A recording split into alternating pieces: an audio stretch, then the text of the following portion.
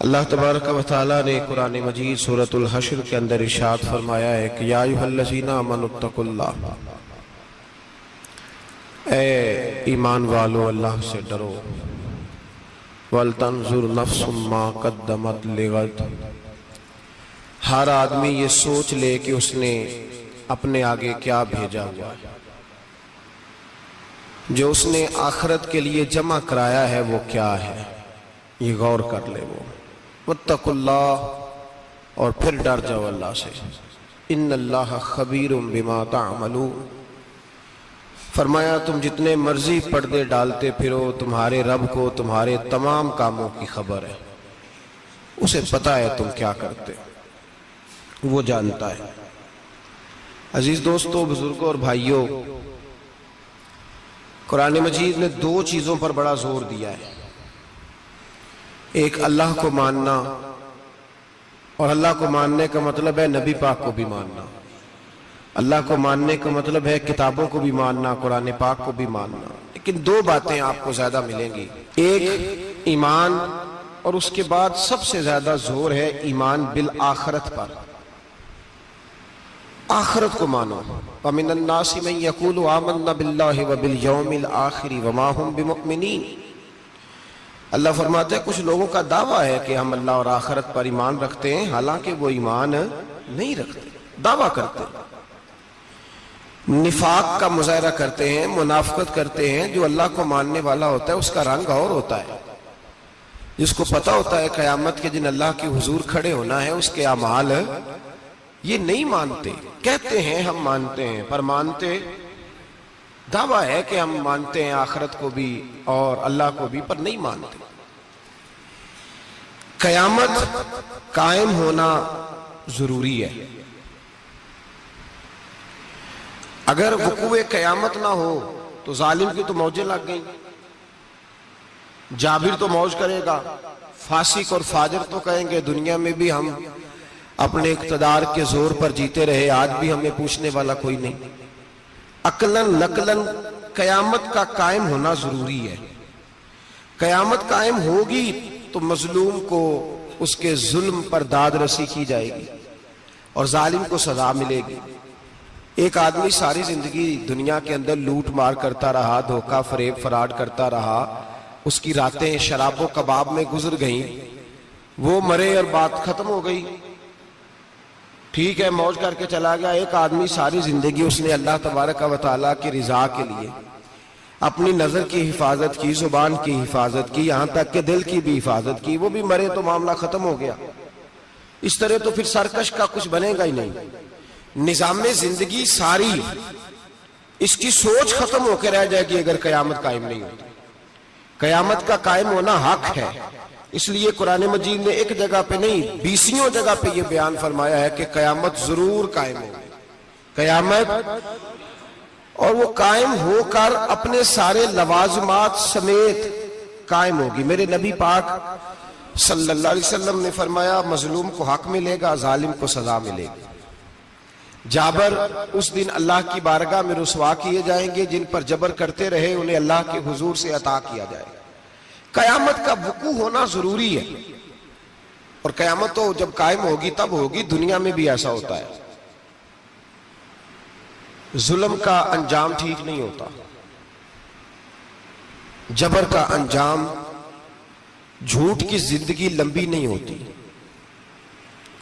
دھوکے فریب فراڈ ملمہ سازی، ان چیزوں کی عمریں اللہ نے تھوڑی رکھی ہیں۔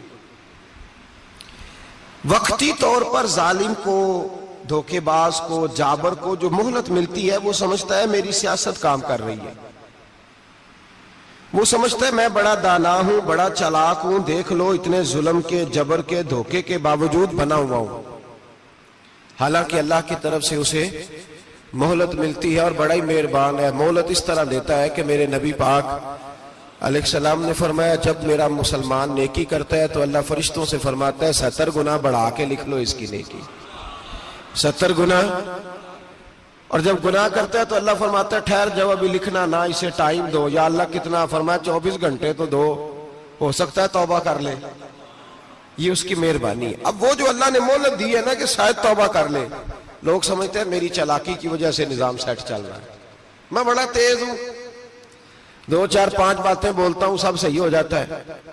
لوگ اس کو اپنی دانائی سمجھ لیتے ہیں، حالانکہ وہ اللہ کی طرف سے۔ فرعون نے کئی 100 سال حکومت کی اور اس طرح اس نے ظلم کیے کہ لاکھوں اور ہزاروں بچے قتل ہی کرا دیے۔ 12,000 عورتوں کے پیٹ میں حمل تھا، اس نے ضائع کرا دیا۔ جب حضرت موسیٰ علیہ السلام اپنی قوم کو لے کے نکلے، رستے میں دریا آ گیا، فرعون پیچھے لگا ہوا تھا۔ وَإِذْ فَرَقْنَا بِكُمُ الْبَحْرَ فَأَنْجَيْنَاكُمْ، اللہ فرماتے تمہارے لیے میں نے دریا کو پھاڑا اور تمہیں نجات دے دی۔ وَأَغْرَقْنَا آلَ فِرْعَوْنَ، اور فرعون کو غرق کر دیا۔ وَأَنْتُمْ تَنْظُرُونَ، تم کھڑے دیکھ رہے تھے۔ اب جب حضرت موسیٰ دریا کے کنارے پہنچے تو فرعون بھی پیچھے آیا۔ فرعون لوگوں سے کہا کرتا تھا کہ میں کہتا ہوں تو دریا چلتا ہے، میں کہتا ہوں تو ہوائیں آتی ہے، میرے حکم کے پابند ہے سارے۔ جاگ رہے نا آپ حضرات، غور فرمائیے گا بات پر۔ دعویٰ تھا اس کا کہ میں کہتا ہوں تو نظام زندگی چلتا ہے۔ اب جب دریا کے کنارے پہنچی حضرت موسیٰ علیہ السلام تو اللہ نے حکم دیا کہ آپ عصا ماریں۔ جناب موسیٰ نے عصا مارا، 12 رستے بن گئے۔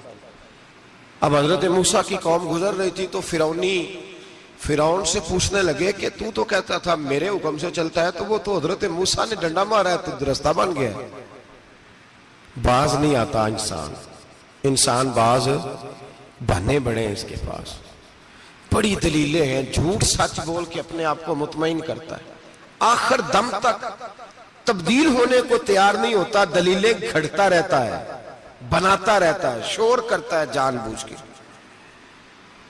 بھئی تو کہتا تھا میرے چلانے سے چلتا ہے، تو باز ابھی بھی نہیں آیا۔ کہنے لگا میں نے ہی حکم دیا ہے کہ ذرا پھٹ جا، مجھے یہ زندہ چاہیے۔ باز رسی جل گئی، بال کہنے لگا میں نے ہی کہا ہے دریا کو کہ یہ مجھے زندہ چاہیے، میرے بھاگے ہوئے ہیں تو اس لیے پھٹا ہے، تو آؤ میرے ساتھ دریا کراس کریں۔ تو پتا تو ان کو بھی تھا نا جتنا تو رب بنا ہوا ہے، پتا تو تھا، سارے جانتے تھے۔ کہنے لگے تو پہلے کراس کر، اگر تو بچ گیا تو ہم بھی پیچھے آتے ہیں۔ اب چاروں ناچار۔ ایک روایت تو یہ ہے کہ یہ جب خدائی کا دعویٰ کرتا تھا نا، تخت پہ بیٹھا ہوتا تھا، تو ایک دن حضرت جبریل آئے اس کے پاس انسانی شکل میں، تو کہنے لگے میں بڑی دور سے آیا ہوں تو ایک مسئلہ پوچھنا تھا۔ کہا پوچھو۔ کہنے لگے ایک غلام تھا کسی بادشاہ کا، تو بادشاہ نے اسے تھوڑی دیر کے لیے ایک علاقے کی سربراہی دے دی۔ کتنی دیر کے لیے ہمیں سربراہیاں ملتی ہیں؟ کیوں جی؟ تھوڑی دیر کے لیے ملتی ہے نا، تھوڑی دیر کے لیے سربراہی دے دی ایک غلام کو۔ ذرا بات کو سمجھیے، حضرت جبریل پوچھتے ہیں، کہتے ہیں سربراہی مل گئی، اب وہ مالک ہی بن کے بیٹھ گیا ہے، وہ بات ہی نہیں سنتا، اس کو تھوڑی دیر کے لیے بنایا تھا، وہ تو خدائی کا دعویٰ کرنے لگا ہے۔ آپ بتائیں اس کا انجام کیا ہونا چاہیے، یہ مسئلہ پوچھنے آیا ہوں۔ تو فرعون کہنے لگا اس کا انجام یہ ہے کہ اسے پانی میں غوطے دے دے کے مار دے۔ انجام کیا ہے؟ بولیے کیا انجام ہے؟ کیا انجام ہے جی؟ پانی میں۔ اللہ اکبر، اپنی سزا تجویز کر رہا ہے۔ اس کی سزا کہ اسے پانی میں غوطے دے دے کے مارو ظالم کو۔ اسے تھوڑی دیر کے لیے بنایا تھا اور وہ چھائی گیا ہے، قبضہ ہی کر گیا ہے۔ حضرت جبریل کہنے لگے جی آپ لکھ کے دے دیں گے؟ کہنے لگا لاؤ لکھ دیتے ہیں۔ لکھوا لیا، جناب جبریل رکا لے کے تشریف لے گئے۔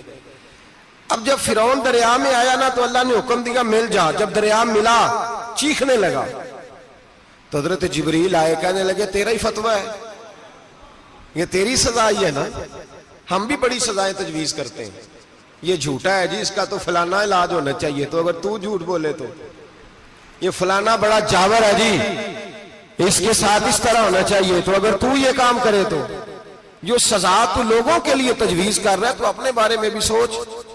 اب جب غوطے آئے نا، آخری وقت دیکھا وہ فرعون جو کہتا تھا میری مرضی سے دریا چلتا ہے، علامہ ساوی نے تفسیر ساوی میں لکھا ہے تڑپ کے رونے لگا۔ جب یہ مزاج ہے، ایک دفعہ اوپر آتا ہے آدمی جب دریا میں جاتا ہے، اوپر آیا تو چیخنے او میرے حواریو خدا کا واسطہ مجھے بچاؤ۔ کہنے لگے تو کہتا تھا میری مرضی سے چلتا ہے، بے بسی ہے، تڑپتا ہے، روتا ہے، وارث شاہ مان کری نہ وارثاں دا، رب بے وارثہ کر کے مار دائی، تڑپ رہا ہے، چلا رہا ہے، کوئی مدد کو نہیں پہنچتا. اب جب آخری غوطہ آیا تو کہنے لگا آمنا برب موسیٰ و ہارون، میں موسیٰ کے رب کو بھی مان گیا، ہارون کے رب کو بھی. اللہ نے فرمایا نہیں، اب تیرا ماننا قابل قبول ہے. اس وقت ماننا تھا جب تجھے مہلت دی تھی، جب تو جوان تھا. بڑھاپا آتا ہے، بیماری آتی ہے، جوان آدمی بیماری کا شکار ہوتا ہے تو کہتا ہے یا اللہ ایک دفعہ صحیح کر دے، میں ساری پڑھا کروں گا، ایک دفعہ ٹھیک کر دے، میں مسجد میں رہوں گا، میں اگلے سال اعتکاف بھی کروں گا، میں ساری تراویحیں پڑھوں گا. تو اس وقت پڑھنی تھی جب تجھے مہلت دی تھی، اس وقت پڑھنا تھا جب اللہ نے تجھے آسانی دی، زندگی دی. اگلا وقت یہ حال ایک کا نہیں ہوا. نمرود کو دیکھ لیں، حضرت ابراہیم علیہ السلام کو کہتا تھا میں رب ہوں. آپ نے فرمایا رب تو وہ ہے جو زندہ کرتا اور مارتا ہے. ایک موت کا قیدی بلایا، کہنے لگا ہاں بھائی کتنے دن رہ گئے تھے پھانسی میں؟ کہنے لگا جی پرسوں ہونی تھی. کہا جا تجھے آزاد کیا، لو میں بھی زندگی دیتا ہوں. ایک بے گناہ آدمی کو پکڑ کے قتل کر دیا، کہتا میں بھی مارتا ہوں. حضرت ابراہیم علیہ السلام کہنے لگے تو بیوقوفوں جیسی دلیلیں دے رہا ہے. چل اس طرح کر، میرا رب سورج مشرق سے نکالتا ہے، تو اگر رب ہے تو مغرب سے نکال کے دکھا. اب دلیل کا جواب کوئی نہیں تھا تو کہنے لگا پکڑو اور آگ میں ڈال دو. اللہ کے نبی کو آگ میں ڈالنے والا. یہاں ایک مچھر بیٹھا ہے، 400 سال حکومت کی اور خدائی کا دعویٰ کیا. یہاں مچھر بیٹھا تھا، چھینک آئی تو مچھر اندر چلا گیا. پہلے دربار کا ادب یہ تھا کہ جو آئے سجدہ کرے. اب اس کے سر پہ کوئی چیز مارتا تھا تو اسے سکون ہوتا تھا. مچھر تھوڑی دیر کے لیے اس کا دماغ چھوڑتا تھا. او بھائی یہ اس دھرتی پہ اللہ نے لوگوں کو نظارے دکھائے اور ہمیں سمجھانے کے لیے دکھائے. ہمیں تفکر کی، غور کی دعوت دی کہ دیکھ لینا، اپنے عمل کو پرکھنا. تمہارے عمل حضرت موسیٰ کے فرما برداروں جیسے ہیں، جناب ابراہیم کے فرما برداروں جیسے ہیں، یا بن کے بیٹھ گئے ہو؟ اب دربار کا ادب یہ ہے، بے بسی کا یہ حال ہے کہ جوتے لٹکتے ہیں دربار میں، جو آتا ہے جوتا کھینچتا ہے. اور ادب یہ ہے کہ 10 جوتے نمرود کے سر پہ مارو. اور 400 سال جوتے لگتے رہے. روتا تھا، جو آدمی آتا تھا منتیں کرتا تھا، کہتا تھا کہیں سے کوئی دوائی مل جائے گی. پاگلوں جیسی زندگی گزاری، پاگلوں جیسی سخت. وہ تو حساب، وقوع قیامت تو حساب ہوگا ہی. یہاں لوگ پاگل ہو کے مرتے ہیں، معاذ اللہ، نفسیاتی مریض ہو کے مرتے ہیں. یہاں آخری وقت اتنا سخت آتا ہے کہ دنیا موت کی دعائیں مانگتی ہے. میرے بھائی جب انسان ظلم کرتا ہے تو بھول جاتا ہے کہ شاید مجھے پوچھے گا کوئی نہیں. جب وہ زیادتی کرتا ہے تو بھول جاتا ہے. جب وہ کسی کا حق کھاتا ہے تو وہ کہتا ہے شاید اس کا تو وارث ہی کوئی نہیں جس کو میں لوٹ رہا ہوں. لیکن جب اللہ کی پکڑ آتی ہے، حجاج بن یوسف ظالم تھا، اس نے اچھے کام بھی کیے تھے. قرآن پاک پر زیر زبر آراب حجاج بن یوسف نے لگوایا. محمد بن قاسم کو ہندوستان سندھ کے علاقے فتح کرنے بھی حجاج بن یوسف نے بھیجا تھا. ساری خوبیاں اپنی جگہ پر، ظالم بہت بڑا تھا. کسی آدمی نے اس کے سامنے کونے کی طرف منہ کر کے ساتھ والے سے بات کر لی تو کہنے لگا میرے خلاف کیا، اس کو لے جاؤ، 2 ٹکڑے کر کے واپس لے آؤ. توتی بولتا ہے نا. اقتدار، جب کسی کے ہاتھ اقتدار ہوتا ہے نا، وہ چاہے ایک گھر کا ہی کیوں نہ ہو، وہ 10 بندے فیکٹری میں کام کرتے ہیں اور جو ان کا مالک ہوتا ہے وہ کہتا میں مالک ہوں، مجھے مانو.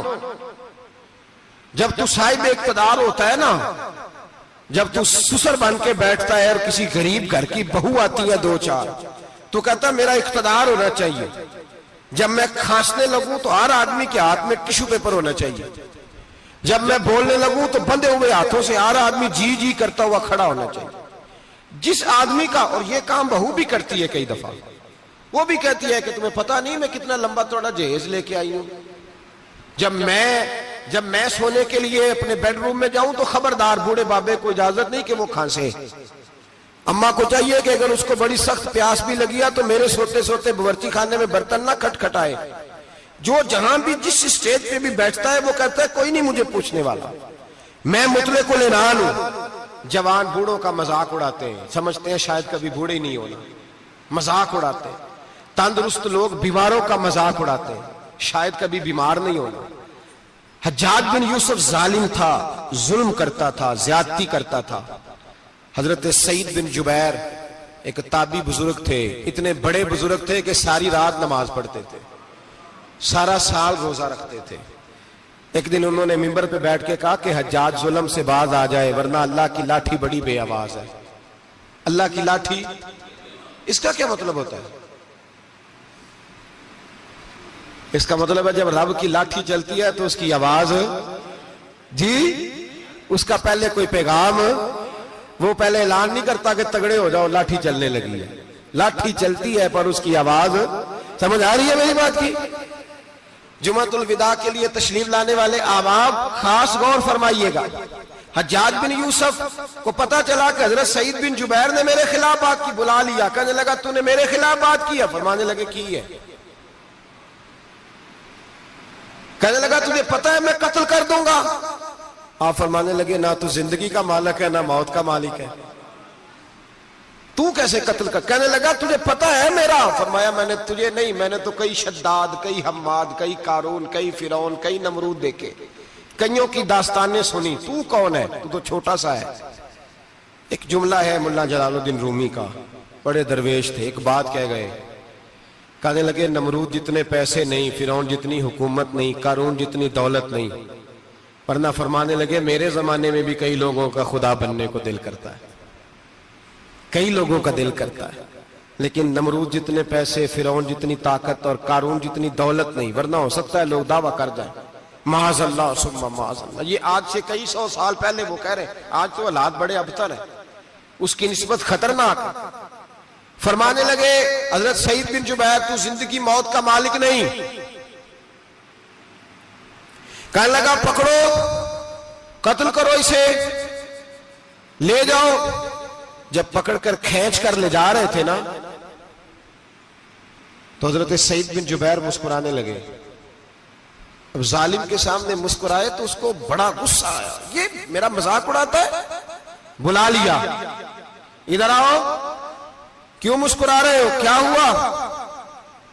تو حضرت سعید بن جبیر کہنے لگے میں مسکرا رہا ہوں تیری بیوقوفی پر اور اپنے اللہ کی دی ہوئی ڈھیل پر. میں مسکرا رہا ہوں کہ یا اللہ کیا بات ہے، کیا تیرا شان ہے، کیسے لوگوں کو ڈھیل دی ہوئی ہے. میں مسکرا رہا ہوں تیری بیوقوفی پر کہ تو سمجھتا ہے شاید مجھے پوچھنے والا کوئی نہیں. کہنے لگا اس کو باہر نہ لے جاؤ، میرے سامنے قتل کرو. ٹھیک ہے جی. قتل کرنے لگے تو حضرت سعید بن جبیر نے منہ کعبے کی جانب کر لیا. انی وجہت وجہی للذی فطر السماوات والارض حنیفا وما انا من المشرکین. جب آپ نے یہ آیتیں پڑھی نا کہ میں نے منہ کر لیا ہے اپنے رب کی جانب، کرو مجھے قتل. کہنے لگا نہیں نہیں، اس کا منہ پھیرو، کعبے کی طرف ہو کے قتل نہ ہو. ہے ظالم پر پاگل ہو گیا ہے.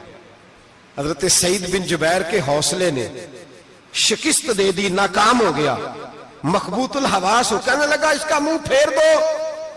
جب کعبے سے پھیرا تو آپ فرمانے لگے للہ المشرق والمغرب فإنما تولى فثم وجه اللہ.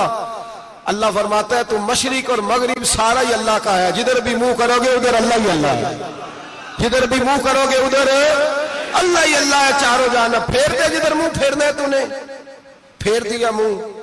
حضرت سعید بن جبیر کے گلے پہ خنجر رکھا تو آپ نے ہاتھ اٹھائے، کہنے لگے اے اللہ میرے بعد اسے کسی اور پر مسلط نہ کرنا، میرے بعد کسی اور پر مسلط نہ، بس میں آخری ہوں. جب آپ ذبح ہوئے تو اتنا خون نکلا کہ لوگ کہتے ہیں جتنا اونٹ کے وجود سے نکلتا ہے. تر ہو گیا سارا اس کا دربار. ایک سمجھدار آدمی کو بلا کے کہنے لگا اتنا خون میں نے بڑے بندے قتل کرائے ہیں پر اتنا خون نہیں نکلا. تو وہ کہنے لگے لوگ مر جاتے، مرتے وقت ڈر جاتے ہیں، سہم جاتے ہیں، خون سکڑ جاتا ہے. لگتا ہے یہ شخص جب دنیا سے گیا ہے تو ڈٹ کے گیا ہے، یہ ڈٹ کے گیا ہے دنیا سے. حجاج بن یوسف رات کو سویا تو تڑپ کے اٹھا. کیا ہوا؟ گھر والے کہنے لگے کیا ہوا؟ کہنے لگے سعید بن جبیر خواب میں آئے اور کہتے ہیں اٹھ مجھے بتا تو نے مجھے کیوں قتل کیا، بتا کیوں مارا. اگلی رات پھر سویا تو وہی خواب، پھر سویا تو وہی خواب. گناہ نفسیاتی مریض بنا دیتا ہے، ظلم تجھے مخبوط الحواس کر دیتا ہے. جب تو زیادتی کرتا ہے تو اللہ فرماتے ہیں کہ تو اللہ کو بھولتا ہے، اللہ تجھے اپنا آپ بھلا دیتا ہے. پھر تو بھول جاتا ہے، پھر تو سیدھے رستے پہ چلتا ہے پر بھٹک جاتا ہے، پھر تو صحیح رستوں کا تعین کر کے بھی گمراہ ہوتا ہے، پھر تو روز وہی گاڑی چلاتا ہے، پر اب جب تو بریک لگاتا ہے تو نہیں لگتی۔ جب گناہوں کے ساتھ تو مخبوط الحواس ہوتا ہے تو روز وہ کاروبار کرتا ہے، لیکن جب تیرے گناہ تجھے گھیر لیتے ہیں پھر اسی کاروبار میں تو نقصان اٹھاتا ہے۔ حجاج بن یوسف تڑپتا ہے، روتا ہے، یہاں تک کہ بیمار ہو گیا، پیٹ میں درد ہوتی ہے، پتہ نہیں کیا ہوا، تکلیف ہوتی ہے، پتہ نہیں، سارے حکیم، طبیب، ڈاکٹر، کوئی نہ سمجھ سکا کہ بیماری کیا ہے۔ جو بیماریاں خدائی ہوتی ہیں ان کا لوگوں کو پتا، جو آزمائشیں رب کی جانب سے ہوتی ہیں وہ ڈاکٹروں کے ہتھے نہیں چڑھتی، جو تکلیفیں اللہ دیتا ہے ان کا حکیم طبیب علاج نہیں کر پاتے، مشکل، اور شفا اسی وقت ہوتی ہے جب اللہ دینا چاہے، اور جب رب ہی دینا نہ چاہے تو بڑے بڑے ڈاکٹر کہتے ہیں کہ ہمارے بس کی بات نہیں رہی۔ بغداد سے حکیم آئے، پیٹ دیکھا، کہنے لگے نہ تیرے معدے میں کوئی دقت ہے، نہ تیرے جگر میں، نہ کسی اور جگہ، ماجرا کیا ہے؟ ایک آخری علاج ہے، آخری، وہ کیا؟ گوشت کا چھوٹا سا ٹکڑا دھاگے کے ساتھ باندھ کے منہ میں ڈالا، اور پھر ایک باریک سا تنکا لے کے اس کو اندر ڈالنے لگے گلے میں۔ وہ گوشت کا ٹکڑا جب حلق کے اندر اتر گیا، اس حکیم نے واپس کھینچا تو کیسے ایسی بدبو آئی جیسی کبھی سونگی نہ تھی۔ جانور، کیڑے مکوڑے لگے ہوئے باہر نکلے، اور جب دیکھا تو جتنے محل میں لوگ بیٹھے تھے چلاتے ہوئے نکل گئے کہ یہ کیا مصیبتیں ہیں۔ حکیم بھی اٹھ کے دوڑنے لگا، کہا تجھے کیا ہوا؟ کہنے لگے حجاج تیری بیماری زمینی نہیں، تیری مصیبت زمینی نہیں۔ کہا میری مرض تک تم کیوں نہیں پہنچ پا رہے؟ تو کہنے لگے لگتا ہے تو بد دعا کا مریض ہے، لگتا ہے تو ظلم کا مریض ہے، تو جبر کا مریض ہے۔ تڑپتا رہا، سسکتا رہا۔ ایک وقت وہ بھی آیا کہ گھر والوں نے کمرے میں بند کر کے تالا لگا دیا، دیوار سے ٹکرے مارتا۔ او بھائی، جو گناہوں کے بیمار ہوتے ہیں انہیں شفا نہیں ہوتی، جو ظلم، جبر، بربریت کے بیمار ہوتے ہیں انہیں سکون قلبی میسر نہیں آتا۔ دوائیاں ان بیماریوں کی بنی ہوئی ہیں جو بیماریاں زمینی ہیں، جو بیماریاں خوراک کی بد پرہیزی سے ہوتی ہیں، جو گناہوں کی بد پرہیزی سے ہوتی ہیں، ان کی بیماریاں، ان کی شفا توبہ ہے، ان کی شفا رجوع اللہ ہے، ان کی توبہ، اللہ سے معافی مانگنے سے شفا ہوتی ہے۔ حجاج جب مرنے لگا تو بلایا، یہ رنگ بھی ذرا ملاحظہ کیجئے گا، دو چار قریبیوں کو بلایا، پتہ ہوتا ہے نا اپنے کرتوتوں کا آدمی کو، پتہ سارا ہے سردار نکیتیاں دا، پتہ ہوتا ہے سارا۔ بلا کے کہنے لگا جب میں مر جاؤں تو مجھے رات کو دفن کرنا۔ کیوں بھائی، عورت ہے؟ کہنے لگا نہیں، رات کو دفنانا۔ ٹھیک ہے، رات کو دفنا دیں گے۔ پھر کہنے لگا جب صبح ہو جائے تو صبح ہونے سے پہلے پہلے میری قبر زمین کے برابر کر دینا، نشان مٹا دینا۔ کا وجہ تو کلمہ پڑھتا ہے اور حضور کا حکم ہے کہ قبر کم از کم ایک بالش، ایک گیٹ اونچی ہونی چاہیے زمین سے، کم از کم، تو تیری قبر مٹا دے۔ وجہ پتہ ہوتا ہے اپنے ظلموں کا۔ کہنے لگا مجھے پتا ہے لوگ میرے مرنے کے بعد میری قبر بھی نہیں چھوڑیں گے، دنیا میں تو میرے جبر کی وجہ سے کوئی آ نہ سکا، لیکن میری قبر بھی لوگ جنازوں میں باتیں شروع کر دیتے۔ جنازوں میں نے ایسی بھی داستانیں سنی ہیں کہ کوئی مرا تو لوگ جوتوں کا ہار قبر پہ ڈال آئے۔ نہیں بھائی، تو جب زندہ تھا تو تیرے جبر ظلم کی وجہ سے نہیں کو بول سکا۔ ایک تو ہے قیامت میں حساب ہوگا، یہاں دنیا میں حساب ہونے لگتا ہے۔ اتنی لمبی زبانیں لوگوں کی لٹک کر مرتے وقت باہر نکل آتی ہیں۔ دعا کریں، جمعہ ہے، اللہ تعالیٰ ایمان کی موت عطا فرمائے۔ دعا فرمائے رب تعالیٰ، اللہ تبارک و تعالیٰ توبہ کر کے جانے کی توفیق عطا فرمائے۔ جاگے جاگے اور سنے اور دعا کرے، اے اللہ تو ہمیں ظلم سے ویسے ہی محفوظ فرما، اگر ہم زیادتی کرنے لگے تو اے اللہ ہمیں اس سے منع فرما، ہمیں اس سے تو یہ توفیق دے کہ ہم باز آ جائیں اس گناہ سے۔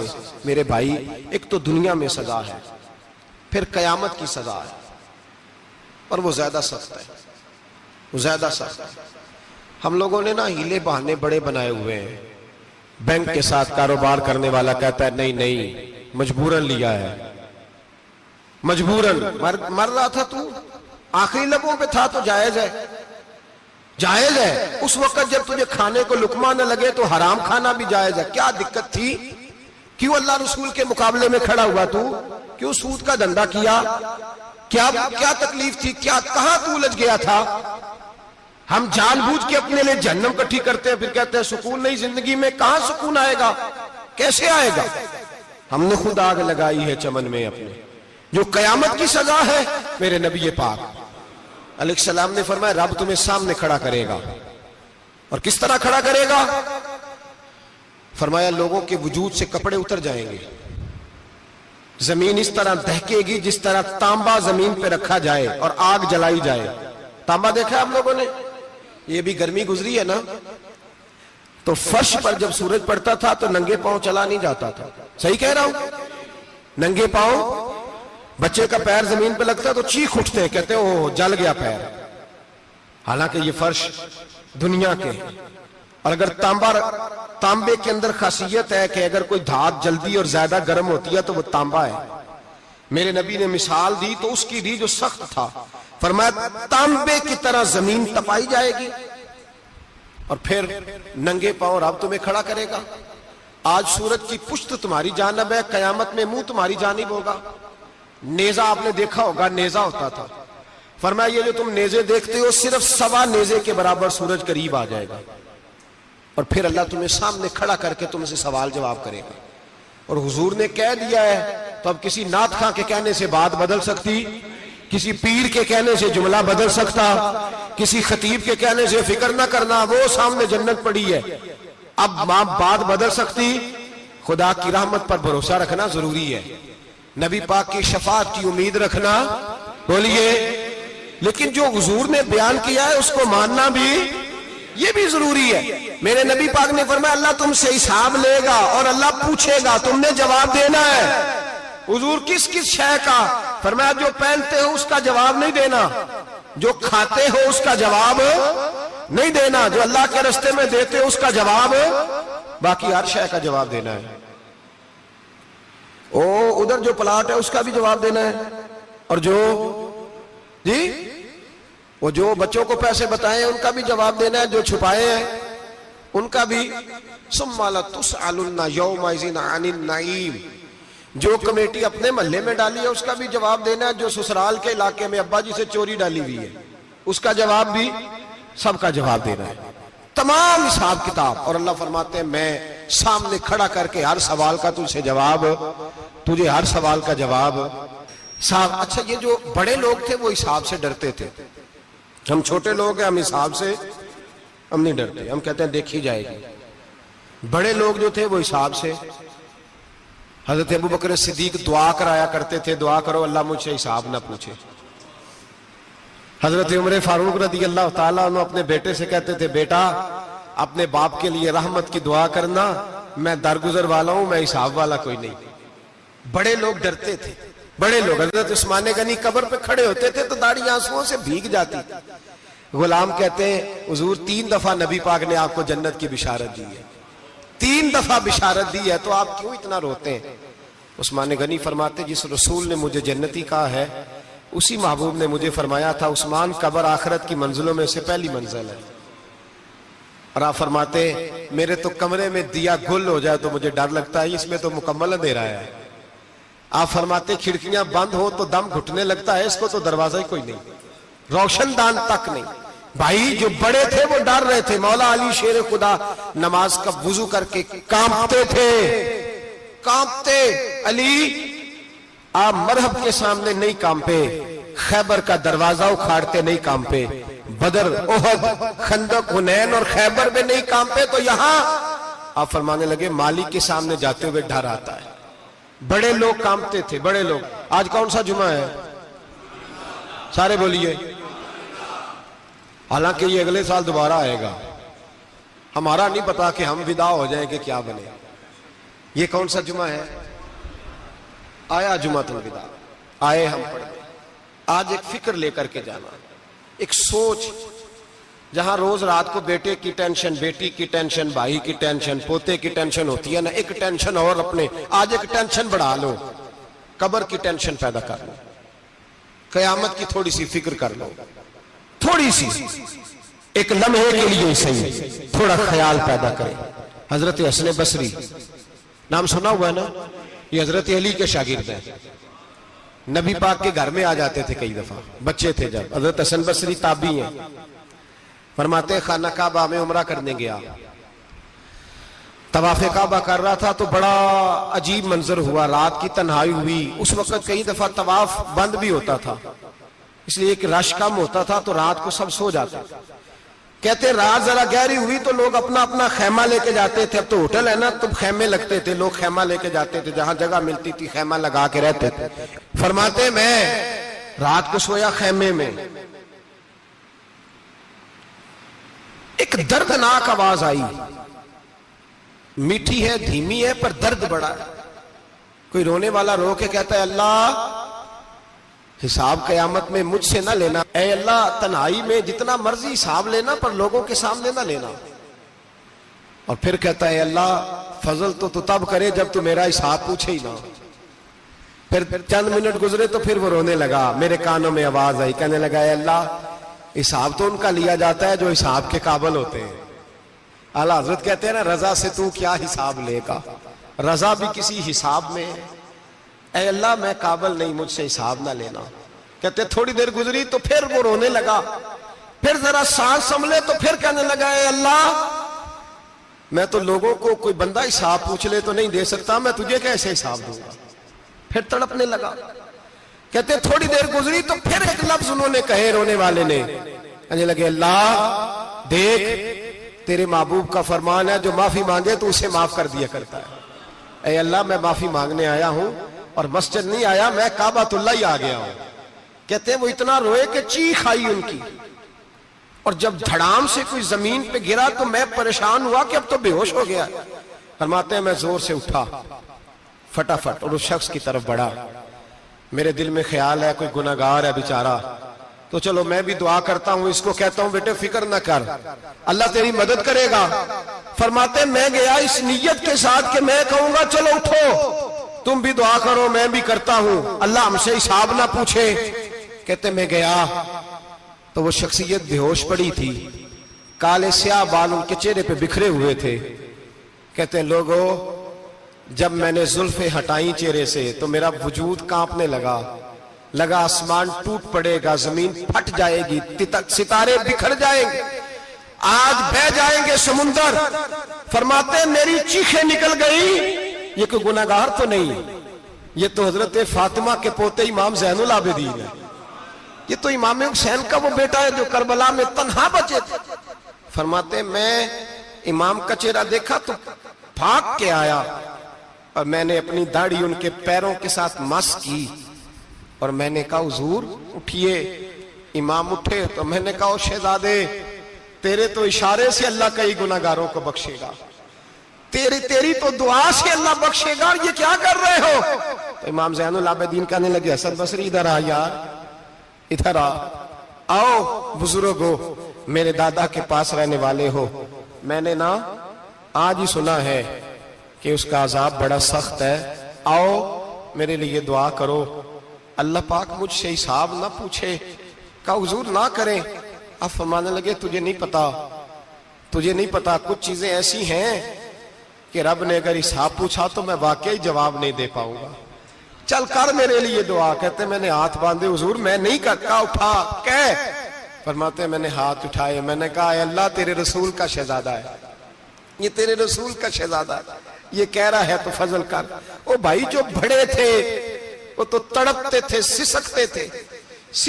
ابو علی ہیتی کہتے خانہ کعبہ میں پتھر پہ سر رگڑ رگڑ کے کوئی بوڑھا کہہ رہا تھا اے اللہ اول تو حساب نہ لینا، اور اگر لینا تو مجھے اندھا کر کے اٹھانا، میں تیرے نیک بندوں کے سامنے شرمندہ نہیں۔ اقبال رو پڑے، اقبال کچھ لوگوں نے لکھا ہے یہ آخری ربائی ہے ڈاکٹر اقبال کی، آخری، اس کے بعد شاید اس نے کلام نے کچھ سیرت نگاروں کا خیال ہے۔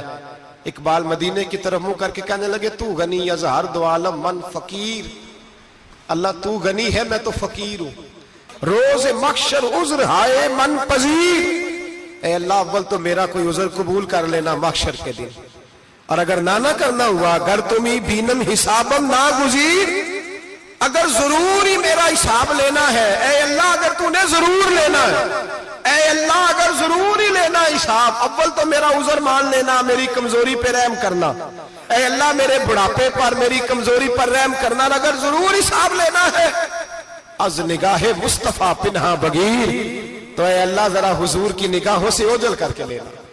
اے اللہ مجھے شرم آئے گی، میرے مصطفیٰ کریم فرمائیں گے میں تو تجھے ہر بات سمجھا کے آیا، ایک جگہ تیری رہنمائی کر کے آیا، تو کیسے عمل کما، ذرا اوجھل کر کے از نگاہ مصطفیٰ پنہا بغیر، ذرا حضور کی آنکھوں سے اوجھل کر کے سائیڈ پہ کر کے لینا، میں برداشت نہیں کر پاؤں گا۔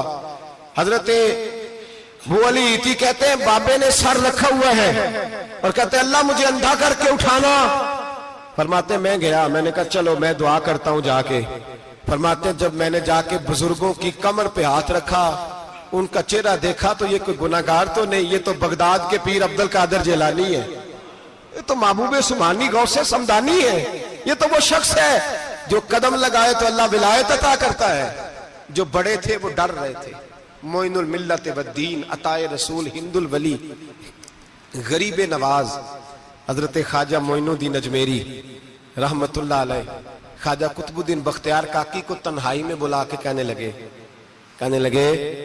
معین الدین سید زادہ ہے، معین الدین حضور کے خاندان میں پیدا ہوا ہے، معین الدین سے اس کے پیر کو بڑی امیدیں تھیں، معین الدین کو رسول پاک نے ہندوستان بھیجا تھا، پر قطب الدین یار معین الدین تبلیغ کا حق نہیں ادا کر سکا۔ حضرت خواجہ قطب الدین کہنے لگے حضور 90 لاکھ تو مسلمان کر دیے، اور کیا حق تھا؟ فرمایا نہیں، جب تو تہجد کی نماز پڑھے نا بیٹا اپنے لیے دعا مانگنا تو خدا سے کہنا مولا میرے پیر کی کوتاہیاں معاف کر، وہ جس اعزاز کا تھا وہ کام نہیں کر سکتا، جو بڑے تھے ان کی تو باتیں بڑی تھی، یہ جو ہم چھوٹے آئے ہیں نا نئے، ٹکٹیں دیتے پھرتے ہیں، ٹکٹیں، بے نمازی جاہل ان پڑھ پیر ٹکٹیں بانٹتا ہے لوگوں کو، تو بھی بخشا ہے تو بھی بخشا ہے، وہ 90 لاکھ لوگوں کو رائے حق پر لگا کے بھی کہتے تھے نہیں حق تو یہ ہے کہ حق ادا نہ ہوا، حق تو یہ ہے کہ حق، کوئی شاہی پلے نہیں، ڈٹا ہوا کھڑا ہے مسلمان، ڈٹا ہوا، یہ حساب سنے۔ کسی نے حضرت ابو ہریرہ سے کہا کہ کوئی ایسی حدیث سناؤ جو آپ کو بھی بڑی محبوب ہو۔ حضرت ابو ہریرہ نے چیخ ماری، رونے لگے اور بے ہوش ہو گئے، پھر ہلایا، پانی پلایا، اٹھے، کہا حضور بات کی تھی حدیث سنائے، پھر رونے لگے۔ ہمیں تو نہیں نہ رونا آتا، ہمیں تو تب آتا ہے جب بیٹا بات نہ مانے، ہمیں تو تب آتا ہے جب کاروبار میں نقصان ہو جائے، ہمیں تو تب رونا آتا ہے جب ہمارا کوئی دوست ہمارے بارے میں غلط بات کر دے، بے عزتی دنیا کی ہو جائے۔ حضرت ابو ہریرہ 3 دفعہ ہوش آیا، 3 دفعہ روئے اور کہنے لگے عزیزو یہ وہ والی حدیث ہے کہ میں سوچتا بھی ہوں تو میں تڑپ اٹھتا ہوں۔ کہا کون سی حدیث؟ تو حضرت ابو ہریرہ کہنے لگے میں نے نبی پاک سے سنا ہے قیامت میں سب سے پہلے علماء کا حساب ہوگا، سب سے پہلے علماء کا۔ رب کریم فرمائے گا تمہاری دین کے نام پر بڑی موجیں تھیں، تمہارے بڑے پوسٹر چھپتے تھے، لائنیں بنا کے لوگ تمہارے ہاتھ چومتے تھے، لوگ تمہاری گڑی کو بھی چومنا اپنے لیے سعادت سمجھتے تھے۔ بتاؤ میرے رسول کے نام پر کھانے والوں کیا کر کے آئے ہو؟ عمل بتاؤ، عمل، موج بڑی کی نا تم نے، بتاؤ عمل۔ علماء عالم عرض کرے گا اے اللہ میں جگہ جگہ تیرے رسول کے دین کی بات کرتا تھا، میں قرآن کے درس دیتا تھا، میں راتیں بیدار رہ کے تیاریاں کرتا تھا، میں جو بن سکا کیا۔ رب فرمائے گا نہیں، تو نے تو اس لیے کیا تھا کہ لوگ تجھے پیر صاحب کہیں، مولانا صاحب کہیں، تیرے نعرے لگائیں، تو لگے نہیں پھر تیرے نعرے، پھر لوگوں نے لمبے لمبے القابات پکارے نہیں تیرے۔ حضور سید عالم علیہ السلام فرماتے ہیں پہلا حساب اس کا لے گا جو عالم کہلاتا تھا۔ رب پوچھے گا تجھے طاقت دی، ہمت دی، بولنے کی صلاحیت دی، اپنے فضل سے دی، بتا کیا کما کے آیا ہے۔ حضرت ابو ہریرہ روتے ہیں، کہتے ہیں میں بھی تو حدیثیں سناتا ہوں، میں بھی تو عالم ہوں، میرے پیچھے بھی تو لوگ بھاگتے ہیں، لوگوں بتاؤ اگر اللہ نے ابو ہریرہ سے پوچھا تو کیا جواب دے گا؟ اللہ فرمائے گا علماء کے لیے بخاری مسلم ہے، انہیں اٹھاؤ اور جہنم میں ڈال دو۔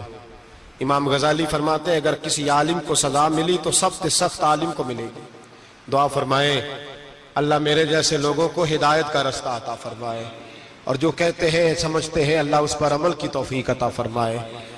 فرمایا حضرت ابو ہریرہ نے دوسرے نمبر پر سخی اللہ کی بارگاہ میں کھڑا کیا جائے، مالدار۔ رب فرمائے گا بول، کچھ ایسے بھی تھے جن کے پاس شام کی روٹی نہیں تھی، تجھے میں نے تیری تجوری بھر کے تجھے دولت عطا کی، تجھے وراثت میں نے مربے دیے، جائیدادیں دی، بتا۔ وہ کچھ وہ تھے سویرے مزدوری کرنے جاتے تھے، کما کے لاتے تھے، ہزاروں روپیہ تیری بینک میں پڑا تھا، بتا کیا کیا تو نے؟ اے اللہ میں نے مسجد میں دیے، مدرسے میں دیے، 30 دن افطاریاں پکاتا رہا۔ اللہ فرمائے گا تو جھوٹ بولتا ہے، تو سارا کچھ اس لیے کرتا تھا کہ لوگ تجھے سخی کہے۔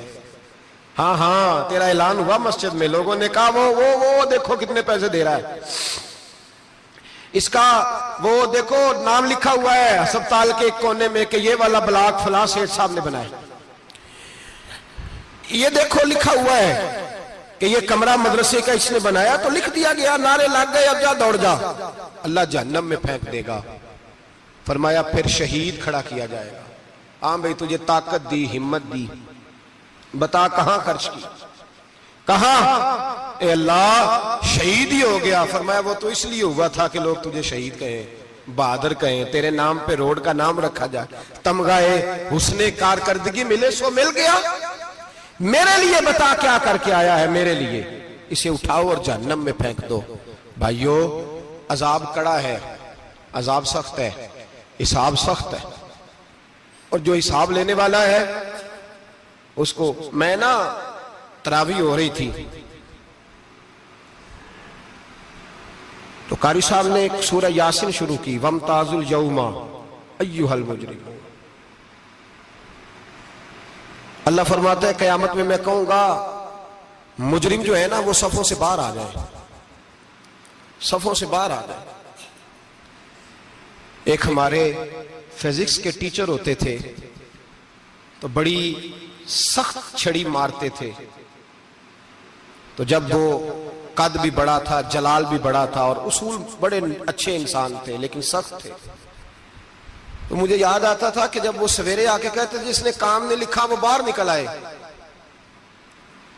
دو قسم کی چوٹ لگتی تھی، ایک تو خیال یہ آتا تھا کہ شرمندگی بڑی ہوگی کہ سارے سٹوڈنٹ بیٹھے ہیں اور 2 3 4 ان کو کہا وہاں مرغے بن جاؤ، بڑی شرم آتی تھی۔ اور پھر جب وہ مارتے تھے تو اتنا سخت مارتے تھے کہ کئی کے دن تکلیف رہتی تھی، بتایا نہیں جاتا تھا۔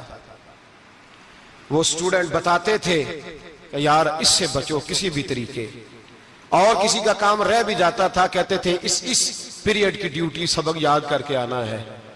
سخت ٹیچر کے بارے میں تیرا میرا یہ رویہ ہے۔ تو یاد آ رہا تھا جب وہ کہہ رہے تھے نا وَامْتَازُوا الْيَوْمَ أَيُّهَا الْمُجْرِمُونَ، تو میں صف میں کھڑا تھا تو 2 قطرے میرے بہہ گئے آنسو کے۔ مجھے ساتھ بچہ کہنے لگا تبھی یہ ٹھیک ہے، میں نے کہا تبھی یہ تو ٹھیک ہے، کچھ یاد آ گیا ہے کہ میدان محشر میں یہاں تو چھپے ہوئے ہیں نا عیب، چھپے ہوئے، اور بھائی رب بڑا کریم ہے، عیبوں کے باوجود نوازتا ہے۔ میرا دعویٰ یہ ہے اگر ہمارے عیب کھل جائیں، لوگ ہمیں دھرتی پہ جینے نہ دیں، لوگ جینے نہ دیں، نکال دیں، اپنے بھی ہمیں برداشت نہ کریں، یہ تو اس کا کرم ہے۔ پتہ سارا ہے سردار نو کیتیاں دا، پردہ چپایا ہی تیرا پلا ہو سی۔ وَامْتَازُوا الْيَوْمَ أَيُّهَا الْمُجْرِمُونَ، اللہ فرمائے گا مجرم باہر آ جائے۔ یا اللہ کیا ہوگا؟ جب سوال جواب ہوں گے تو رب فرماتا ہے تیری زبان پہ مور لگا کے بند کر دوں گا، تیرے ہاتھ بولیں گے، پیر بولیں گے، سر بولے گا، پیٹ بولے گا۔ اس وقت کی فکر پیدا کریں، ٹینشن پیدا کریں۔ وقوع قیامت حق ہے، اور باندھ کے نا لوگ پیر باندھ کے زور کے ساتھ باندھتے ہیں. سگا بیٹا جب قبر میں دفن کرتا ہے نا تو وہ بھی کہتا ہے وہ کونا، یہ کونا تھوڑا سا مٹی کم ہے، یہاں بھی مٹی ڈالو. پہلے لوگ روزانہ جاتے ہیں، پھر ہفتے کے بعد، پھر مہینوں بیت جاتے ہیں. کچھ قبریں ایسی بھی ہیں جن پہ کھڑے ہوں تو لگتا ہے قبریں رو رہی ہیں اور کہتی ہیں جاؤ میرے گھر والوں سے جا کے کہو کوئی پھیرا ہی لگا جائے. وہ ایک دفعہ آئے تو صحیح. کوئی مٹی نہیں ڈالتا. بادشاہوں کی قبریں روتی ہیں، سرمایہ داروں کی قبریں روتی ہیں، کوئی جاتا نہیں. اتنے اتنے موٹے سوراخ ہے قبروں میں. آپ اپنے شہر کے قبرستان پھر کے دیکھ لیں، سوراخ ہے. او بھائی، حضرت مولا علی شیر خدا قبرستان گئے تو پہلے رونے لگے، پھر کہنے لگے قبروں والوں کیا حال ہے تمہارا؟ تو آپ فرماتے ہیں مردہ مجھے اندر سے بول کے کہنے لگا علی کفن پھٹ گیا، ہڈیاں ٹوٹ گئی. مال تو دے آئے تھے وارثوں کو، پر حساب ہمیں دینا پڑ رہا ہے. تو بتا پیچھے کیا حالات ہیں؟ تو حضرت علی کہنے لگے تمہاری بیویوں نے اور نکاح کر لیے، تمہارے دوستوں نے نئے دوست بنا لیے، تمہاری اولادوں نے تمہارے بغیر جینا سیکھ لیا، تمہاری جائیدادیں بٹ گئیں، تمہارا پیسہ تقسیم ہو گیا. پہلے تو کوئی تمہارا نام لیتا تھا، اب تو تمہارا ذکر ختم ہو گیا. اب تو ایک دو نسل تک تمہارا ذکر تھا، اب تو تمہیں یاد ہی کوئی نہیں کرتا. کہتے ہیں لوگ یہاں کوئی رہا کرتا تھا، یہاں کوئی ہوا کرتا تھا، اب تو تم قصہ پارینہ، قصہ ماضی ہو گئے. حساب کا وقت قریب ہے، قریب آ گیا وقت. اللہ فرماتے ہیں اقترب للناس حسابهم وهم فی غفلۃ معرضون. فرمایا حساب کا وقت قریب آ گیا ہے تو ابھی بھی غافل ہے. جمعۃ الوداع ایک پریشانی لگانے کا ارادہ تھا، بڑی پریشانیاں پالی ہیں، ایک پریشانی اور پال لو. جس کو یہ پریشانی لگ جائے اس کی عمل سنورنے لگ جاتا ہے.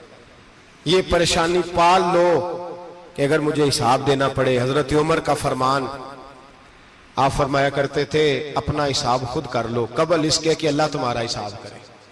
خود کر لو اپنا حساب، خود کھاتے ٹھیک کر کے رکھو، چیک کر کے رکھو. میری دعا ہے اللہ پاک ہمیں ان میں شامل کرے جن کو وہ معاف کرنے والا ہے. آمین تو کہہ دے. اللہ تبارک و تعالی ہمیں ان لوگوں میں شامل کرے جنہیں اللہ بغیر حساب جنت عطا کرنے والا. فکر پیدا کریں، سوچ پیدا کریں. اللہ تبارک و تعالیٰ کو راضی کرنے کے ایام ہے اور اس کی رضا کی طرف توجہ کریں سارے حضرات. اللہ تبارک و تعالیٰ آپ کو سعادت مندیاں اور برکتیں عطا فرمائے. آخر دعوانا الحمدللہ.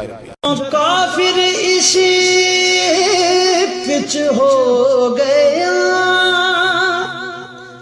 پھر تشبیہ مسلح کی کرنا. اساں ظاہر نو رب منیائے، باطن دا اللہ کی کرنا. اساں ظاہر نو رب منیائے، باطن دا اللہ کی کرنا.